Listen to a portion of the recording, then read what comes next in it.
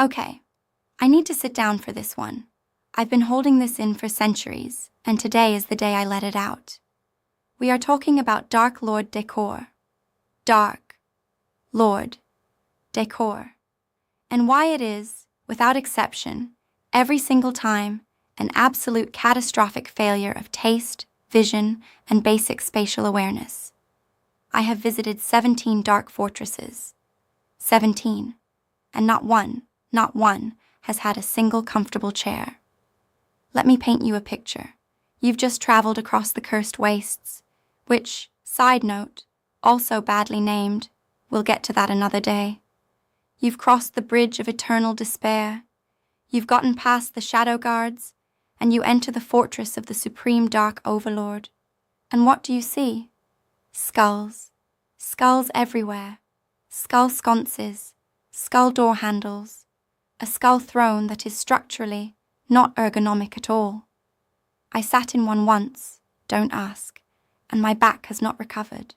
The whole aesthetic is skull, black stone, ominous draping, and one fireplace that is somehow both enormous and provides zero warmth. Zero. It's decorative fire. What is the point? And I understand the brand. I do.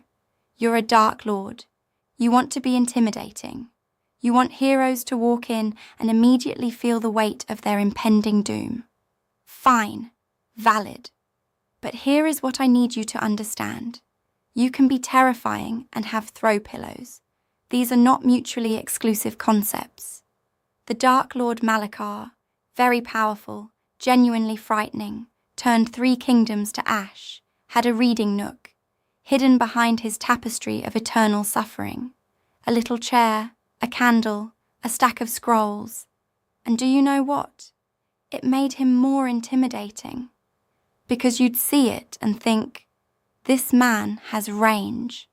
This man contains multitudes. The ash thing still happened, but at least he was well read. Then there's the lighting situation. Every dark fortress I have ever entered has exactly 2 lighting settings. Complete darkness and 1 dramatic shaft of light from an impractical skylight. No in-between. I asked a Dark Lord about this once. Lord Vaithrix, very dramatic fellow, had a whole thing with ravens, and he said the darkness was intentional atmospheric design. Sir, you tripped on your own altar last solstice. I saw it. Atmosphere is not worth a twisted ankle. And the acoustics. Oh, the acoustics. Evil monologuing in a stone fortress. The echo is absolutely destroying the delivery. I've watched villain speeches lose all impact because the dramatic pause got swallowed by the reverb. Your world will crumble, crumble, crumble, crumble. By the 3rd echo, the hero is just standing there, trying not to laugh. A little soft furnishing would fix this. Some curtains. A rug.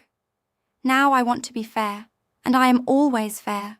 There are a few Dark Lords who have tried to modernize.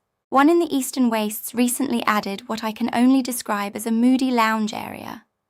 Low tables, some kind of enchanted ambient orb situation. A chaise longue in deep crimson. Honestly, stunning. Terrifying and aesthetically coherent. He still had the skull motif, but it was tasteful. Accent skulls. As a treat. I went back twice just to see it. I brought a friend. We had a lovely time, all things considered, and he only tried to curse us once, which for him is practically hospitality. But then, I found out he had a Pinterest board, an enchanted scrying mirror mood board, and I thought, this is how change happens. One Dark Lord at a time. So here is my message to any Dark Lords watching, and statistically, at least one of you is. I am available for consultations.